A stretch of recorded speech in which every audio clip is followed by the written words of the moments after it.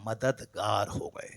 Baghdad वाले आका बड़े मददगार हो गए, इसीलिए गौसे आजम हो गए वो। इसीलिए गौसे आजम, ऐसा नहीं कि वो अल्लाह के मुकाबले में हो गया, नहीं, अल्लाह तो अल्लाह है। अल्लाह बगैर किसी की मदद के मदद करता है। और बुजुर्गान दीन अल्लाह की अता से दूसरों की मदद करते हैं। इसलिए गौसे आजम को गौसे आजम कहना यह शिर्क नहीं है, इसलिए कि वो भी मदद करते हैं, अल्लाह के दिए से मदद करते हैं, अल्लाह की अता से मदद करते हैं। अल्लाह के दी, अल्लाह की अता से 1,00,000 वाली मदद करते हैं, इनकी मदद छोटी, गौसे आजम की मदद बड़ी, इसीलिए वह गौसे आजम हो गए, बड़े गौस, बड़े मददगार हो गए। सरकार गौसे आजम रज़ी अल्लाह तआला अन्हु के बारे में मेरा भी तजर्बा है, आपका भी तजर्बा है, और सारे उलमा का तजर्बा होगा। इधर गौस कहा, उधर मदद आ गई। लेकिन एक कौम मुस्लिम, इतना तो मालूम है कि गौसे आजम का खुदा कौन है, हमारा खुदा कौन है, गौसे आजम को वली बनाने वाला कौन है, गौसे आजम को इतना मर्तबा बड़ा देने वाला कौन है।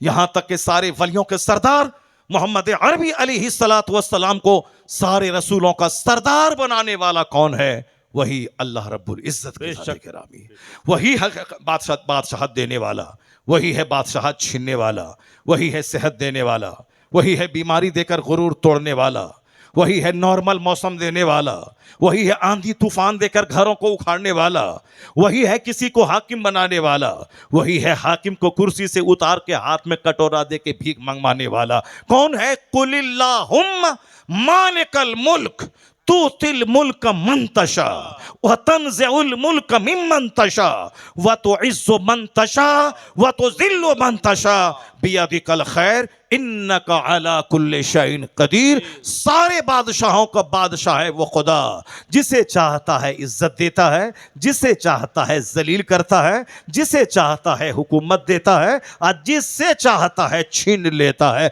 तो मेरा खुदा वो खुदा है जो फिरौन को सल्तनत देना जानता है, और जब घमंड बढ़े फिरौन का तो 400 साल के बाद दरिया में डुबा के मारना भी जानता है। मेरा खुदा वो है जो नमरूद को इराक की सल्तनत देना भी जानता है, और जब घमंड बढ़ा तो मामूली मच्छर से हिलाक और तबाह बर्बाद करना भी जानता है। मेरा खुदा वो है जो अबू जहल को समाज का सरदार बनाना भी जानता है, और जब घमंड बढ़ा तो 2 बच्चों के हाथों मैदान बद्र में जिल्लत की मौत के घाट उतारना भी जानता है। मेरा खुदा वो खुदा है जो हजरत अमीर मुआविया रज़ी अल्लाह तआला अन्हु के बेटे को बादशाह शाम का बनाना भी जानता है, और जब अहले बैत का दुश्मन बने खतरनाक बीमारी देके तड़पा तड़पा के मारना भी जानता है।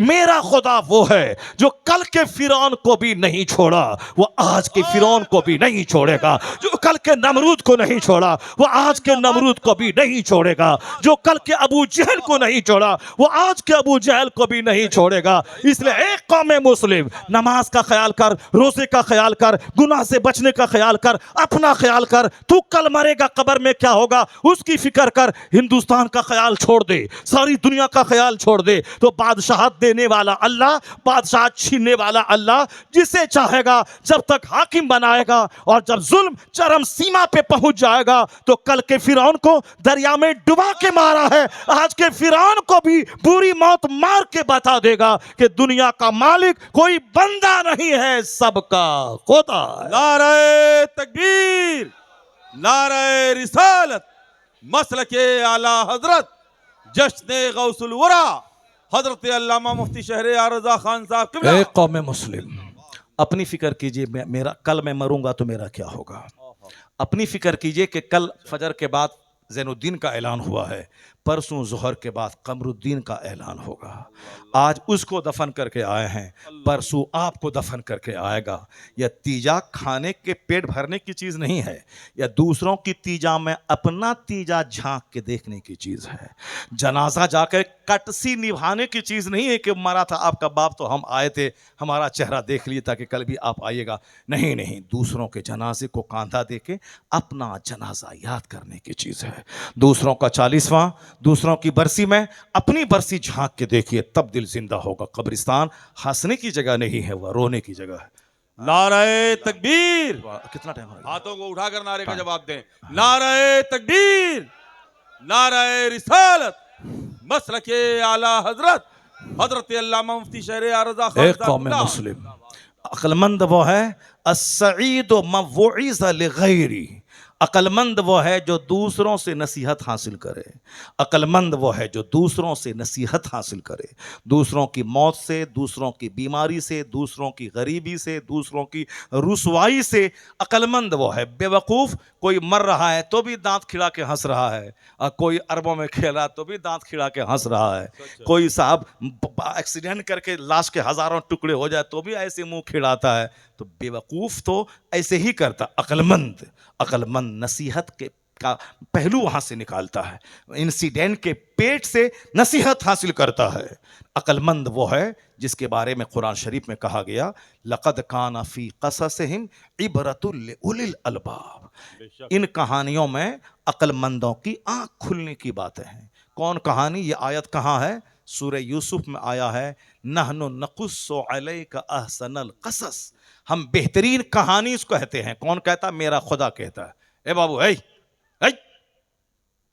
बंद कर देते हैं, चलो हम भी बंद कर देते हैं।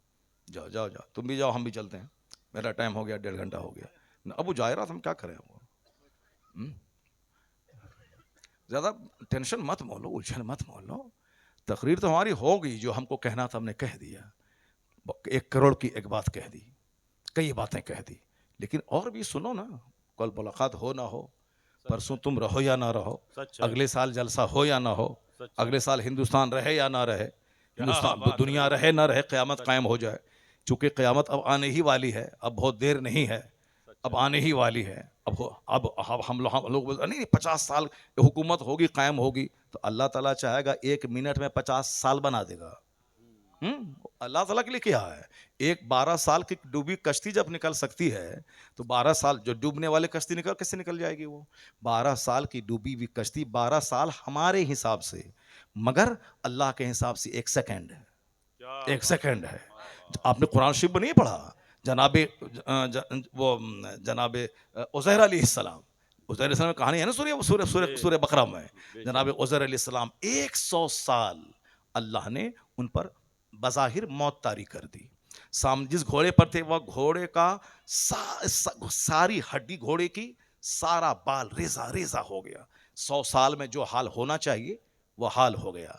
और प्याले में एक रस था, मगर 100 साल के बाद उसमें महक तक नहीं आई।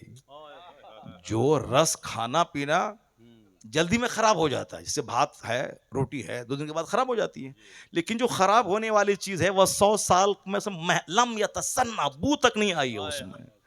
और जो घोड़ा मरेगा 50 साल के बाद, हड्डी बहुत दिन के बाद हड्डी खराब होगी, लेकिन 100 साल के बाद घोड़े का सब कुछ खत्म है, और यहाँ जो खाना महक तक नहीं आई है।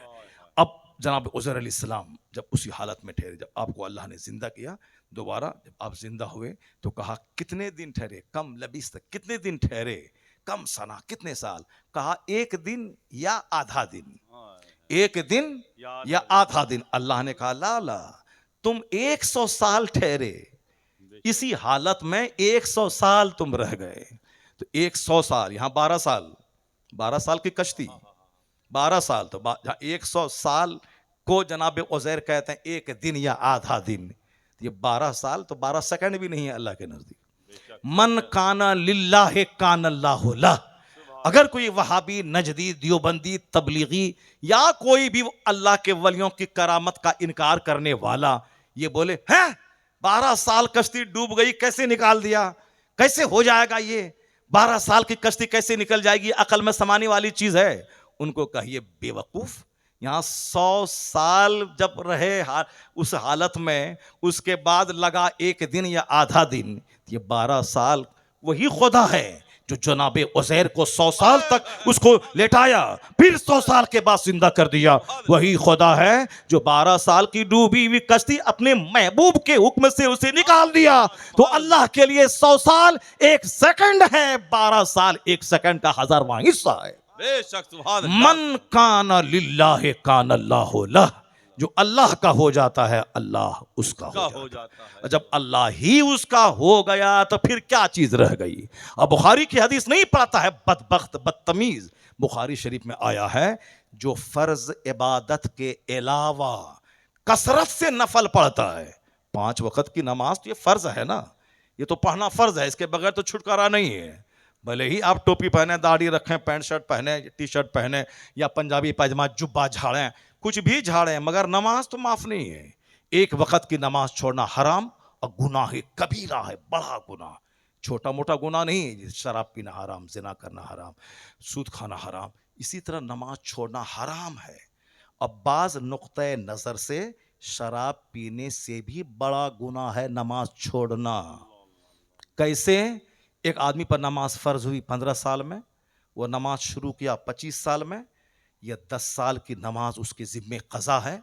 वो 50 बार उम्रा करे, वो 50 बार हज करे, मगर यह 10 साल की नमाज उसके जिम्मे कज़ा रहेगी, उसको अदा करना पड़ेगा। लेकिन अगर कोई 10 साल शराब पीता रहा, उसने सच्ची तौबा किया, इलाही अब मैं शराब नहीं पीऊंगा, मैं तौबा करता हूँ, मैं अब रोता हूँ, अब एक कतरा शराब को देखूंगा तक नहीं, वह तौबा पर कायम रहा, दोबारा एक बूंद अंदर नहीं दाखिल किया, जो पिया सो पिया, अब सच्ची तौबा किया, रो रहा है, अल्लाह से माफ़ी मांग रहा है, तो अल्लाह ताला उसके गुनाहों को माफ़ फरमा देगा। अत्ताइब मिन ज़ंबि कमा ला ज़ंब लह। अब उनको यह 10 साल शराब पीने की वजह से अब 10 साल तक कोई अलग से कोई काम करना नहीं पड़ेगा कि 10 साल शराब पियो हो तो यह काम करना होगा, नहीं। अगर नमाज छूटी 10 साल तक, जब तक ये नमाज पढ़ेगा नहीं, उसके जिम्मे से नमाज साकित नहीं होगी। इसलिए हुजूर ने नमाज के बारे में जो जबरदस्त पैगाम दिया, कहा मुरू औलादकुम बिस्सलात वहुम अबनाओ सबे सिनीन। अपने बच्चों को नमाज का आदेश दे जब तेरे बच्चे की उम्र 7 साल हो जाए। 7 साल में नमाज फर्ज होती नहीं है, मगर हुजूर आदत दिलाने के लिए कहा, जब बच्चा 7 साल का हो उसको नमाज पढ़ने के लिए बोलो। कभी जोहर पढ़ेगा, कभी असर छोड़ेगा, कभी असर पढ़ेगा, कभी मगरिब छोड़ेगा, कभी नमाज फर्ज है नहीं, मगर पढ़ाओ उसको। हाँ, वद्रिबूहुम अलैहा वहुम अबनाओ अश्र सिनीन। और जब बच्चे की उम्र 10 साल हो और नमाज ना पढ़े, अब मारो, मार के नमाज पढ़ाओ, चूंकि ये उम्र है मार के नमाज पढ़ाने की। अगर मार के नमाज पढ़ा दिया, तेरे डर से नमाजी बन गया, 80 साल के बुढ़ापे तक नमाज नहीं छोड़ेगा। इसलिए उसको मार के नमाजी बनाओ। और हुजूर आगे फरमाते हैं आका अलैहिस्सलाम कि फर्रिकू बैनहुम फिल मदाजे, अगर वह नमाजी बन जाए 10 साल के बाद, तो उसका बिस्तर अलग कर दो। अपनी बहन के साथ मत सुलाओ, अपनी माँ के साथ मत सुलाओ। लड़का 10 साल के बाद कभी कभी जवान हो जाता है, लड़का 10 साल के बाद अगर नाइट फॉल उसको हो गया तो वह जवान माना जाएगा। और अगर वह माँ के साथ अगर सोया है और उस हालत में अगर उन्होंने हालत नींद में ही सही, क्योंकि जवान होने के बाद तो ख्वाहिश दिमाग में रहती है, अगर वह माँ या बहन के साथ अगर वह चिपक जाता है तो वह माँ उस लड़के के बाप के लिए हराम हो जाएगी, उस लड़के के बाप के लिए हराम हो जाएगी। इसलिए से नहीं बच्चा छोटा है, 10 साल का है, तुम्हारा मन चलेगा कि मुस्तफ़ा की शरीयत चलेगी? क्या बात रही। तुम्हारा मन चलेगा या मुस्तफ़ा की शरीयत चलेगी? हुजूर ने फरमाया फर्रिकू बैनहुम फिल मदाजे, उनकी ख्वाब गाहें अलग कर दे, बहन अलग, माँ अलग, बाप अलग। अब उनको अपने हिसाब से जीने का सलीका। अभी भी नमाज फर्ज नहीं हुई उस पर, चूंकि नमाज फर्ज होगी उस टाइम में जब वह जवान हो जाएगा। 10 साल में जवान बच्चा हुआ नहीं है, नाइट फॉल अगर हो गया तो ठीक है, अगर नाइट फॉल नहीं हुआ तो जवान नहीं है। मगर हुजूर ने कहा कि मार के नमाजी बना दे ताकि 5 टाइम नमाज का पाबंद हो जाए। 10 साल से पहले जो नमाज छोड़ा उसकी कज़ा का हुक्म मत देना, लेकिन 10 के बाद अगर कोई नमाज छोड़ता है तो कहना कि तेरी फजर छुट्टी है बेटा, अब जोहर में पढ़ने से पहले फजर पढ़ लीजिए। 10 साल से पहले नहीं टोकना है, जो पढ़ा पढ़ा, जो छोड़ा छोड़ा, ठीक है। लेकिन 10 साल के बाद फजर पढ़ा तो जोहर में कहना है बेटा आप फजर नहीं पढ़े हैं, पढ़ लीजिए, ताकि जिस दिन 10 साल के बाद 15 साल की उम्र तक के बीच में जिस दिन नाइट फॉल हुआ उस दिन से वह जवान। 15 साल तक अगर नाइट फॉल नहीं हुआ, 15 साल के बाद जवान, चाहे नाइट फॉल हो चाहे ना हो। तो अब नमाज फर्ज होगी 15 साल में, मगर 10 साल से ही मुस्तफ़ा ने बच्चे को नमाजी बनाने, बिस्तर अलग करने का आदेश दिया, ताकि जिस दिन नमाज फर्ज हो उससे पहले ही से वो पक्का नमाजी बन जाए, ताकि नमाज छोड़ने के बारे में तसव्वुर तक दिमाग में नहीं आए। आज जो ये 40 साल का बुढ़ा जुब्बा पहनने वाला जो नमाज छोड़ता है, इसमें उनकी माँ का कसूर है, उसमें बाप का कसूर है।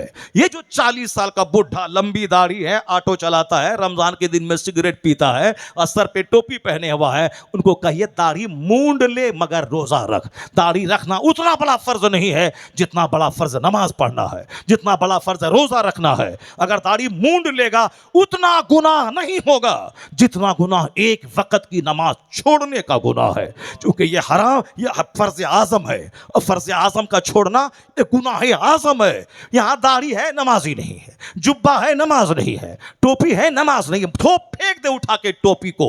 अगर सारी जिंदगी टोपी नहीं पहनेगा, अल्लाह की कसम ये उतना बड़ा गुनाह नहीं है जितना बड़ा गुनाह एक वक्त की नमाज छोड़ना है, क्योंकि नमाज फर्ज आजम है, नमाज छोड़ना गुनाह आजम है। टोपी पहनना सुन्नत है, पहन लिया वाह वाह, नहीं पहना कोई गुनाह नहीं है। अगर आजिजी खाकसारी की वजह से कि हम क्या टोपी पहने वो अगर निकाल हटा देता है, ये तो आला किस्म की इबादत है। जैसे मैदान अरफात में आदमी क्या है, वह जूता नहीं पहनेगा, मौजा नहीं पहनेगा, वह सिली हुई लुंगी नहीं पहनेगा। बगैर सिली लुंगी, बगैर सिली चादर, सर पे टोपी पहनना हराम है, ताकि सर और आसमान के बीच में कोई पर्दा ना रहे, कोई पर्दा ना रहे, वहां टोपी पहनना हराम है। इसका मतलब है तजल्जुल, इनकिसारी, आजिजी। हम इस लायक नहीं हैं कि टोपी या ताज सर पे पहने। अगर ये तजल्जुल की वजह से, अगर खाकसारी की वजह से टोपी नहीं पहनता है तो ये आला दर्जे का काम है, ये तसव्वुफ का हिस्सा है। और आमतौर पर ये सुन्नत की खिलाफ वर्जी है। तो सुन्नत की खिलाफ वर्जी है, वहाँ फ़र्ज छोड़ना कि अल्लाह के कानून और फ़राइज़ की खिलाफ वर्जी है। इसलिए फ़र्ज को फ़र्ज समझिए, नफल को नफल समझिए। लंगर फ़र्ज नहीं है, अगर कोई लंगर नहीं चलाए क़यामत के दिन सवाल नहीं होगा। अगर कोई जुलूस गौसिया नहीं निकाले क़यामत के दिन सवाल नहीं होगा। अगर कोई जुलूस मोहम्मदी नहीं निकाले क़यामत के दिन सवाल नहीं होगा। अगर कोई अपने घर को लाइटिंग नहीं करे क़यामत के दिन सवाल नहीं होगा। अगर कोई अपने घर पे झंडा नहीं लहराए क़यामत के दिन सवाल नहीं होगा। अगर कोई हर जुमरात को फातिहा नहीं दिलाए क़यामत के दिन सवाल नहीं होगा। लाइटिंग करना अच्छा काम है, सवाब है। घर को सजाना सवाब है, गुनाह नहीं है। नहीं सजाएगा तो गुनाह भी नहीं है, एक मुस्तहब है, नफल है। जैसे असर से पहले 4 रकात सुन्नत पढ़ना, कोई पढ़ लिया तो सवाब है, नहीं पढ़ा कोई गुनाह नहीं है। जैसे ज़ोहर में 12 रकात है, अगर हमने 10 पढ़ा, आखिर में 2 रकात वाले आदतन कभी नहीं पढ़ा, कोई गुनाह नहीं है, पढ़ लिया सवाब मिल गया। चूंकि नफल पढ़ेगा तो सवाब, नफल छोड़ेगा तो कोई गुनाह नहीं। लाइटिंग करना नफल है, लंगर खिलाना अच्छा काम है, मज़ार पे जाना अच्छा काम है, फातिहा दिलाना अच्छा काम है, अपने घर में अगरबत्ती सुलगाना, खुशबूदार बनाना अच्छा काम है। ये फर्ज वाजिब नहीं है, मगर नमाज पढ़ना फर्ज है, ज़कात देना फर्ज है, हज करना फर्ज है, रोजा रखना फर्ज है। अगर कोई बोले फातिहा दिलाओ, अजमेर जाओ, बगदाद जाओ, नमाज पढ़ने की जरूरत नहीं है, वो सीधे जहन्नम का रास्ता चुना है। और जो ये बोले नमाज पढ़ो, फातिहा दिलाना हराम है, वो भी जहन्नम का रास्ता चुना है। और जो ये बोले फातिहा दिलाते हैं, हम अजमेर जाते हैं, हर जुमरात को फातिहा दिलाते हैं, अल्लाह के वली के पास जाते हैं, 12वीं शरीफ का जुलूस निकालते हैं, 11वीं का खिचड़ा खाते हैं, मुहर्रम की सबील खाते हैं, इमाम हुसैन का डंका बजाते हैं, तो अच्छा काम है। तो मैं कहूँगा कि ये अगर अच्छा है, ये नफल है, ऑप्शनल है। ऑप्शनल कोई करे तो सवाब, नहीं करे तो कोई गुनाह नहीं है। लेकिन जो फ़र्ज है वो अदा नहीं किया तो ऑप्शनल मुअल्लक रहता है। आला हजरत लिखते हैं कोई नफल कबूल नहीं होता जब तक कि बंदा फ़र्ज ना अदा करे। चाश्त पढ़े, इशराक पढ़े, अवाबीन पढ़े, ये सब हंग है, हंग मुअल्लक है। जब तक के 2 रकात फ़र्ज ना पढ़े, 4 रकात फ़र्ज ना पढ़े, यह फ़र्ज है कंपलसरी। अब वो नफल है, तहज्जुद नफल है, इशराक नफल है, मुहर्रम के दिन में 50 रकात नफल है, शब कदर में पढ़ना ये नफल है, नफल है, वो फ़र्ज नहीं है। अगर कोई शब कदर में नहीं जागा कोई गुनाह नहीं है, जाग गया तकदीर जागेगी, दर्जा बुलंद होगा। वो नफल पढ़े सवाब मिलेगा, लेकिन फ़र्ज के साथ मिलकर, फ़र्ज से हटकर नफल बेजान है। है। अब फर्ज के साथ मिलकर दर्जा बुलंद होगा, विलायत मिलेगी, कुतबियत मिलेगी, अब्दाल होगा।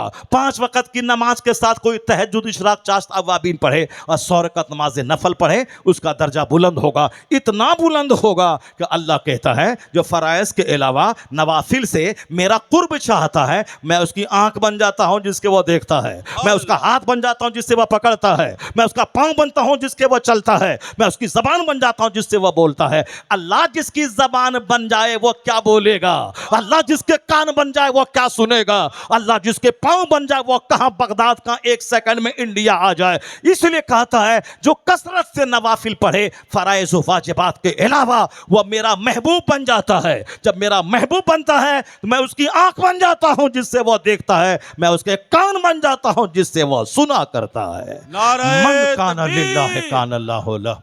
जो अल्लाह का हो जाता है अल्लाह उसका हो जाता है। अब जरा गौर से सुनिए, अब जरा गौर से सुनिए, ये बिल्कुल एक मैटर मैं आपको दे रहा हूं, उसको गौर से सुनिए। अब वरना बहुत सा बताशा पे फातिया साहब वो अगरबत्ती जला रहा है, लोहबान जला रहा है, चादर चढ़ा रहा है, मुहर्रम में खिचड़ा खा रहा है। नहीं, हम टनाटन सुन्नी है भाई, हमारे घर में फातिया हो रही, टनाटन सुन्नी है ये। घर में फातिया, घर में बताशा, घर में शक्करपाला, 12वीं का जुलूस निकाला, घर में लाइटिंग किया। और लाइटिंग करना तो आसान है, मगर कड़ाके की सर्दी में मस्जिद जाके फजर पढ़ना मुश्किल काम है। तो आसान काम ले लिया और मुश्किल काम छोड़ दिया। लंगर खाना तो पेट भरने वाला काम है, मगर ज़कात निकालना 1 लाख में 2500, ये तो मुश्किल काम है, ज़रूरी है, मगर ज़कात नहीं निकाला।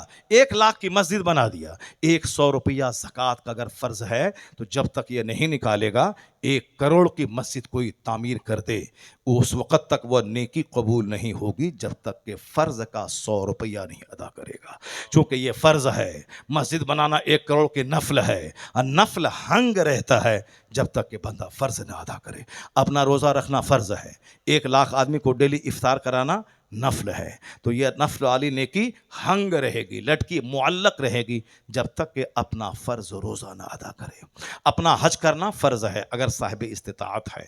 मौलवी साहब को हज कराना नफल काम है, अपना फ़र्ज़ अदा कर लिया, फिर 50 मौलाना को उम्रा के लिए भेजिए, 50 मौलाना को हर साल हज करवाइए, बहुत अच्छा काम है। मगर अपना हज किए बगैर के हमको कारोबार बड़ा है, फुर्सत नहीं मिलती है, तो मौलाना साहब आप ही हज करके आ जाइए, 1 लाख मौलाना को हज करवा देगा। ये नफल, और नफल हंग रहता है मुअल्लक जब तक कि अपना फ़र्ज़ ना अदा कर ले। अब तो आप समझ गए होंगे फ़र्ज़ का क्या मकाम है, नफल का क्या मकाम है। तो जो बोले फातिहा दिलाओ, शक्करपाला दिलाओ, मुहर्रम के खिचड़ा में फातिहा दिलाओ, 11वीं का लंगर खाओ, 12वीं शरीफ के दिन जुलूस में यहाँ से लेके वहाँ तक घूम जाओ, और फिर जा चाय और पानी और साफ ठंडा वंडा जो मिले सब खाते जाओ। अरे सरकार का दीवाना, लब्बैक या रसूल अल्लाह, लब्बैक या रसूल अल्लाह। किसके लिए लब्बैक? चाय के लिए लब्बैक, शक्करपाला के लिए लब्बैक, बिरयानी के लिए लब्बैक। हुजूर हम हाजिर हैं, चाहिए हमको बिरयानी, हुजूर हम हाजिर हैं, चाहिए शरबत। इस लब्बैक या रसूल अल्लाह, लब्बैक या रसूल अल्लाह, बिरयानी,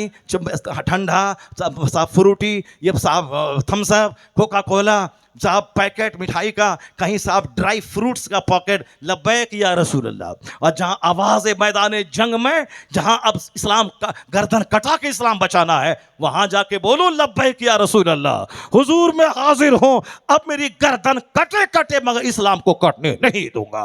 वो हुसैन थे जो मैदान करम बोला लब्बैक या रसूल अल्लाह। वो मदीना का मुजाहिद था जो अपनी नई नई शादी अपनी बीवी को छोड़ के निकल गए सरहद पे, कहा लब्बैक या रसूल अल्लाह। ये है लब्बैक या रसूल अल्लाह। बस कुछ नहीं मिला, लब्बैक या रसूल अल्लाह। या हलवा खाने वाला मजनू, जब मांगा गोश्त तो सब मजनू भाग गया, अब मांगा हलवा तो अब हलवा चाटा, फिर अब गाजर का हलवा आएगा तो उसको भी चाटा, सोचा अब कोई और हाई क्वालिटी का हलवा भी, वो रामपुर का हलवा, नवाबी हलवा जब मैं खाया परेशान हो गया। ये बिल्कुल शुद्ध घी का ज़बरदस्त हलवा, ये हलवा खोर मजनू है। और जहाँ गर्दन कटाने की बात आएगी पूरा मैदान साफ हो जाएगा। फ़र्ज़ फ़र्ज़ है, नफल नफल है। अब क्या हुआ मौलाना साहब, क्या करें? ये नमाज पढ़, वो वहाँ भी बोलता है कि नमाज पढ़ो, फातिहा करना हराम है, जुलूस निकालना हराम है, और आप बोलते हैं कि साहब फातिहा मत दिलाओ और नमाज पढ़ो। वो बोलता है नमाज पढ़ो, फातिहा मत दिलाओ। आप भी तो वही बात बोल रहे हैं। फिर क्या हुआ, क्या हुआ, क्या कोई नया मेथड आ गया है क्या? नहीं नहीं, मैं क्या कह रहा हूं, फर्ज को फर्ज समझा जाए, नफल को नफल समझा जाए। जो फर्ज है उसको पहले, जो नफल है उसको बाद में। तो अब जो कहता है नमाज पढ़ो फातिहा हराम है, वो भी जहन्नम का रास्ता है। और जो कहता फातिहा दिलाओ दरगाह पे जाओ, वो मोर वाला झाड़ू बदन पे पीटो, वो नमाज पढ़ने की जरूरत नहीं है, वो भी जहन्नमी जहन्नम जाएगा। अब रास्ता है ये बीच का, जन्नत का रास्ता। कौन सा रास्ता? वही रास्ता है कि नमाज भी होगी, नियाज भी होगी, नमाज भी होगी, रोजा भी होगा, और जुलूस मोहम्मदी भी निकलेगा, फातिहा भी होगी, मजार पे भी जाया जाएगा, लंगरे खौस भी खाया जाएगा। फर्ज को फर्ज समझा जाएगा, नफल को नफल समझा जाएगा। यही रास्ता सीधा जन्नत ले जाएगा। उसी रास्ते का नाम मसलके अहले सुन्नत है, मसलके आला हजरत। नाराए तकबीर, नाराए रिसालत, जश्न गौसुल वरा कॉन्फ्रेंस, इस्लाहे मुआशरा कॉन्फ्रेंस। उस वही रास्ता मसलके आला हजरत है। यही मसलके अहले सुन्नत व जमात है। फातिहा भी होगी, नियाज भी होगी, नमाज भी होगी, ज़कात भी होगी, रोज़ा भी होगा, हज भी होगा, मगर फ़र्ज़ को पहले अदा किया जाएगा, नफल को बाद में किया जाएगा। अगर यहाँ से अजमेर गए नमाज छोड़ते हुए, गरीब नवाज का गुस्सा लेके आइएगा। अगर नमाज पढ़ते हुए अजमेर गए, गरीब नवाज की मुस्कुराहट लेके आइएगा, क्योंकि गरीब नवाज ने एक वक्त की नमाज नहीं छोड़ी है। अब ज़रा गौर से सुनिए, एक बात मैं बताना चाहता हूँ। बगदाद मोहल्ला है, गौसे आज़म की कब्र मौजूद है, इस्लामी सल्तनत की राजधानी है, मुसलमान ऐश कर रहे हैं, शराब की बोतलें हैं, कई कई सौ तवाइफ घरों में नाच रही हैं, कोई टोकने वाला नहीं है। गौसे आज़म का मज़ार है वहाँ, वहीं के इराक़ के लोग, हम लोग तो हिंदुस्तान से या गौस कहते हैं ना, वो तो वहाँ ही उनका घर है, इराक़ में गौसे आज़म का मज़ार है। गौसे आज़म ने दीन को ज़िंदगी दी है। गौसे आज़म क़यामत तक के वलियों का सरदार है। नाम अब्दुल कादिर है, लेकिन मुहिउद्दीन उनका टाइटल है, क्योंकि उन्होंने दीन को ज़िंदा किया है। उन्होंने दीन को ज़िंदा किया है, ज़बरदस्त आलिम बनकर 25 साल दरिया के किनारे, पहाड़ के किनारे दरख्त के पत्तों को खाकर रियासत की है।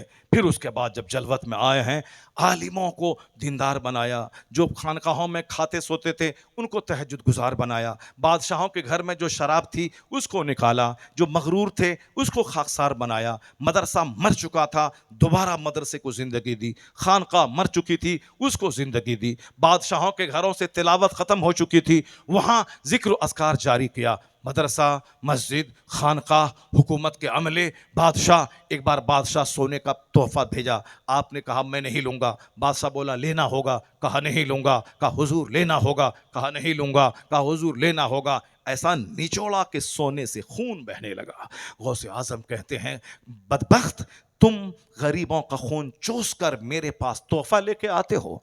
अगर शरीयत की लगाम मेरी ज़बान पे न होती, इस खून को वहां तक बहने के लिए छोड़ देता जिसका खून चूस कर तुमने ये माल कमाया है। शरीयत की लगाम जबान पर है, इसीलिए मैं मजबूर हुआ ना ये खून को बहता हुआ छोड़ देता। बादशाहों का सीना हिल गया करामत दिखा के। एक जब देखा कि मदरसा जिंदा हुआ, हर तरफ गौस का चर्चा हो रहा है, 100 मौलवी 100 सवाल छांट कर आपको जलील करने के लिए आपकी महफिल में आ गया। गौसे आजम को खबर हुई 100 मौलाना आए हैं। गौसे आजम बाहर निकले, हर मौलाना पे एक निगाह डाली, सारा मौलाना टोपी फेंकने लगा, नोचने लगा, गरीबान फाड़ने लगा, सब दीवाना वार, सब लौटने लगा। क्यों? चूंकि गौसे पाक ने जो नजर डाली, सबके सीने का सारा सवाल खत्म हो गया, वो सवाल ही सब भूल गया, सब सवाल भूल गया और एक लफ्ज अली बात तक नहीं आता था, सब भूल गया। जब खूब नाचा कूदा, सर का बाल नोचा, गरीबान फाड़ा, खूब गौसे पाक देखते रहे। उसके बाद गौसे आजम ने एक को उठाया, सीने से लगाया, कहा तेरा सवाल ये है, उसका जवाब ये है। सुभान अल्लाह, सुभान अल्लाह। एक आप बगदाद में बहुत जंग थी, आलिमों को बड़ा घमंड था, लेकिन सारा गुरूर तोड़ने के लिए बड़ा आलिम चाहिए। तो मादरजाद वली होने के बाद गौसे आजम ने 25, 30, 40 साल तक आपने इल्म हासिल किया। सैकड़ों उलमा के पास जाके रात रात भर जाग के चिराग में आग जला के इल्म हासिल किया, क्योंकि मुकाबला बड़ा सख्त है। वह आलिमों को इल्म पे बड़ा घमंड है, फलसफे पे बड़ा गुरूर है। अब उसका गुरूर तोड़ने के लिए सारे आलिमों से बड़ा इल्म चाहिए। और फिर वहां लोग बादशाहों को घमंड है, उसके रूहानी ताकत चाहिए। 40 साल पढ़े, 25 साल दरियाओं सहराओं में पत्थरों और दरख्तों में जाके दरख्त के पत्तों को खा के रह के इबादत आपने की, रूहानी इल्म। अब जाहिरी इल्म, दोनों इल्म से लैस होकर जब बगदाद आ गए तो 70-70 हजार का मजमा आपकी तकरीर सुनने के लिए आने लगा। 400 मौलाना आपकी महफिल में दवात और कलम लेके तकरीर नोट करने वाला बैठता था। कई कई लाशें महफिल से निकलती थी। 1000 किलोमीटर दूरी पे कोई फकीर पहाड़ की चोटी पे रहता, वहां से गौसे पाक की तकरीर सुना करता था। फिर जब वह 1 महीने के बाद बगदाद आता, 400 उलमा की तहरीर से मिला था, एक हर्फ का फर्क ना होता था। ये गौसे आजम ने मदरसे को जिंदा किया, खानका को जिंदा किया, बादशाहों का मरे हुए दिल को जिंदा किया। गौसे पाक कहते हैं, मैं बाहर से आ रहा था, जुमा का दिन था, एक नहीफ लाकर दुबला पतला आदमी लेटा था। वह बोला, अब्दुल कादिर मुझे उठाओ। मैंने हाथ पकड़ा, वो खड़ा हो गया, चेहरे पे गोश्त आ गया, पूरे बदन में तवानाई आ गई, मोटा ताजा हो गया। कहा, तुमने पहचाना कि मैं कौन हूं? गौसे पाक कहते, नहीं पहचाना। कहा, मैं तेरे नाना का दीन दीने इस्लाम हूं। लोगों ने मुझे बीमार कर डाला था, कमजोर कर डाला था, तुमने मेरा बाजू थाम के जिंदगी अता कर दी। सुभान अल्लाह, सुभान अल्लाह। अब्दुल कादिर, तुमने मुझे जिंदा कर दिया।